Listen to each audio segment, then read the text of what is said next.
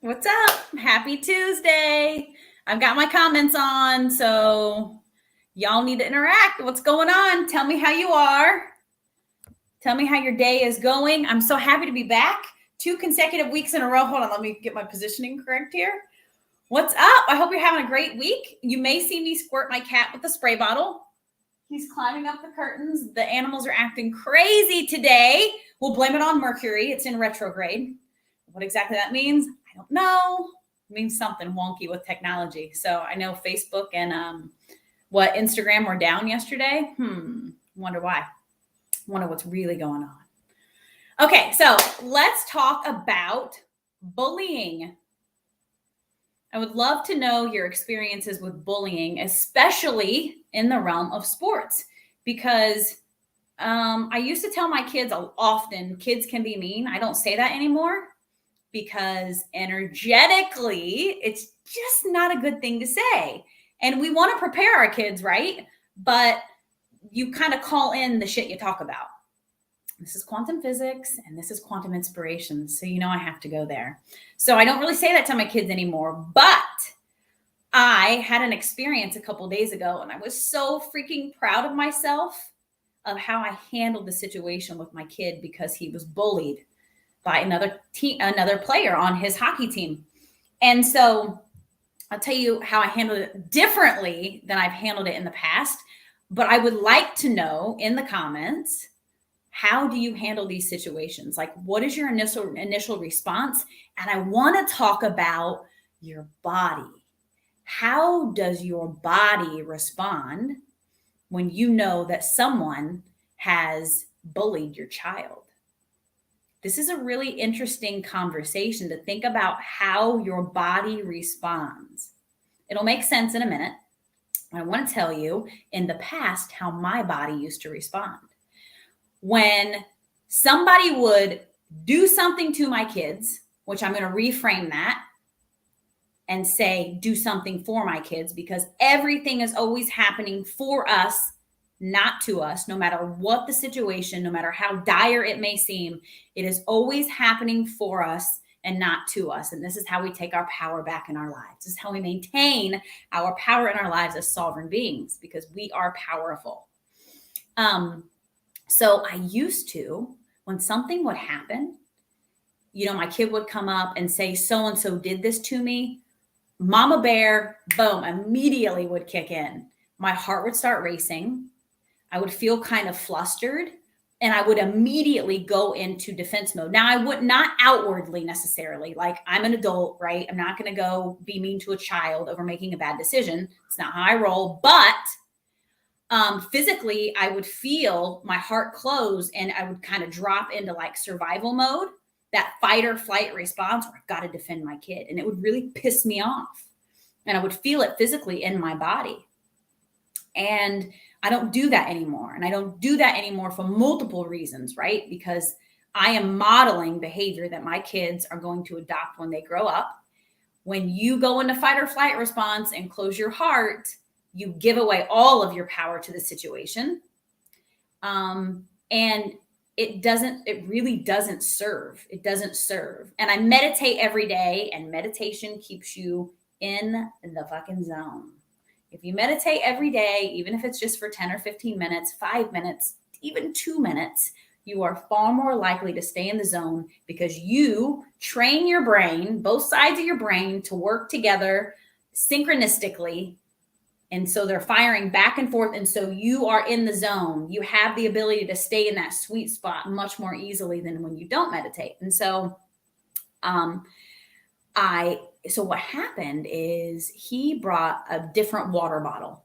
He brought a hydro flask to hockey because we couldn't find his water bottle. And it's what we had, right? Like, big fucking deal. It's not a big deal, right? But one of the kids had to point it out, and they actually called him a loser over it.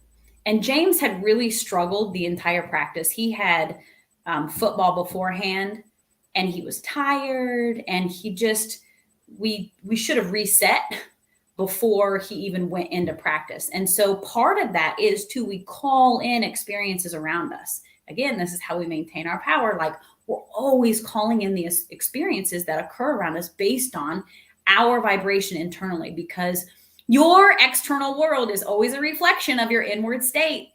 This is real shit. This is real science. And so we should have reset him. Lesson learned. I'll file that in my memory bank.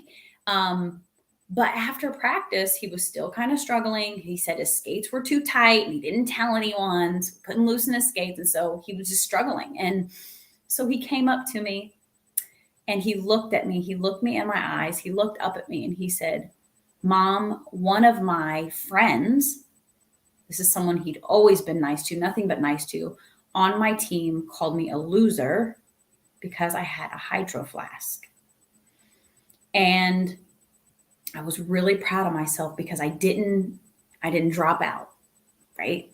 Like, I stayed fully present. I didn't get pissed off. My heart didn't start racing. I didn't go into mama bear mode.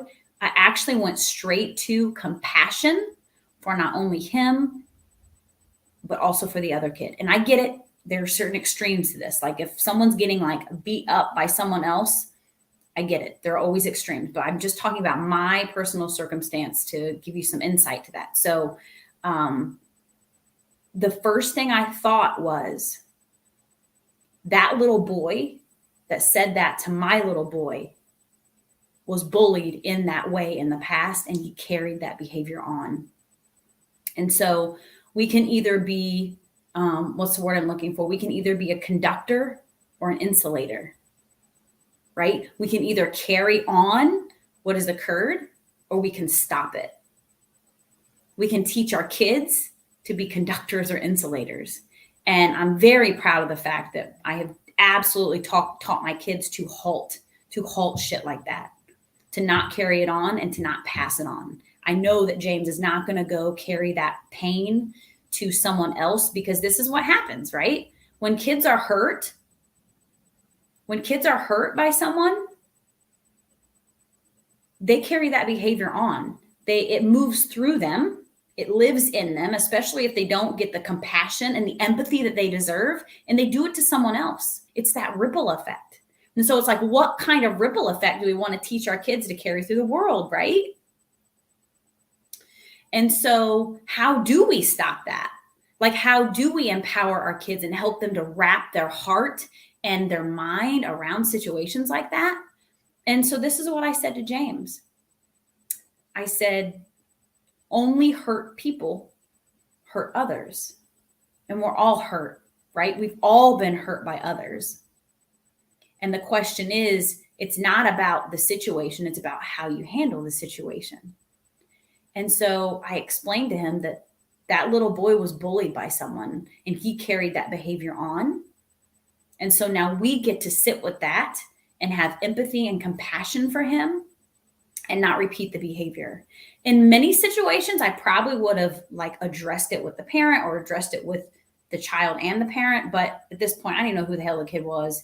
He had a helmet on. We were far removed from the situation. So we're just going to talk about it and move on. So I actually got really teary-eyed when he said this to me, because it hit me. I was already feeling like massive empathy for him because he was struggling. And then when he looked up at me, he's got these pretty little blue, innocent eyes. And he looked up at me and he said, "Somebody called me a loser." And it just, it hit me like a ton of bricks. But it didn't make me angry. It made me sad. It opened my heart, like it cracked my heart wide open for him and that little boy. So I scooped him up in the middle of everyone, which I'm sure probably kind of embarrassed him. And I just squeezed him so tight because, we overcomplicate things sometimes, but really all our kids want is empathy and acknowledgement. And sometimes we tell our kids to suck it up. Like as we were walking out, as he was leaving the ice and walking out into the lobby of the ice rink, he was crying.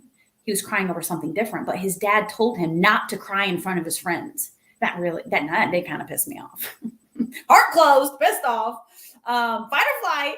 No, I'm kidding. But it triggered me because I'm like over this. And this is a whole nother topic we could talk about, is like empowered masculine. There's a lot of dudes on this channel, right? Like, what is empowered masculine? Like, is it really not okay to cry in front of your friends? Or like, do real men cry in front of their friends?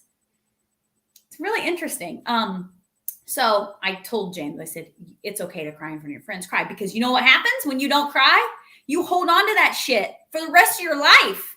And then you grow up and the experience, that little tiny, what seems so minuscule that happened to you when you were 7 years old on the ice playing hockey, you're still dealing with it as a 40-year-old man and you don't know it, but it's sitting in your field. It's sitting in your subconscious and it's kind of fucking you every once in a while. So this is why we teach our kids to like move the emotion through their bodies. Like, we're done with the days where you don't cry. Maybe, you know, some little boys don't like to cry in front of other little boys just because. And so, but like, go home and go in your room and like have a good cry and move that shit through your body so you're not holding on to it, so that you have an open vessel to create cool, amazing experiences through your life. So I was really proud of myself as a parent. I would love to know how you handle like bullying situations. Like, what's your gut reaction? And is it serving? Is it serving? Are you thoughtful about it? How do you address it with your kid? What are you saying to them? Like, I would love to know. I know I'm not the only parent that is super thoughtful and like aware of how these situations imprint on our kids, especially if we don't just give them the space, the acknowledgement, and the empathy that they need. All they want is to be scooped up, maybe not scooped up if they're big, and hugged and like acknowledged, and say, like, all I said to him that helped him move it through his body and move out of his energy field and move upward and onward is, I'm sorry that happened to you. I guarantee you someone did that to that kid. In some way, that kid was bullied and they passed it on to you. And now we get to be the ones who are in control, in the driver's seat, super fucking powerful. And we get to stop the flow of that. We get to be the insulator of that. Boom. Stopped in its path. He's not going to do that to another kid. And that ripple effect is halted.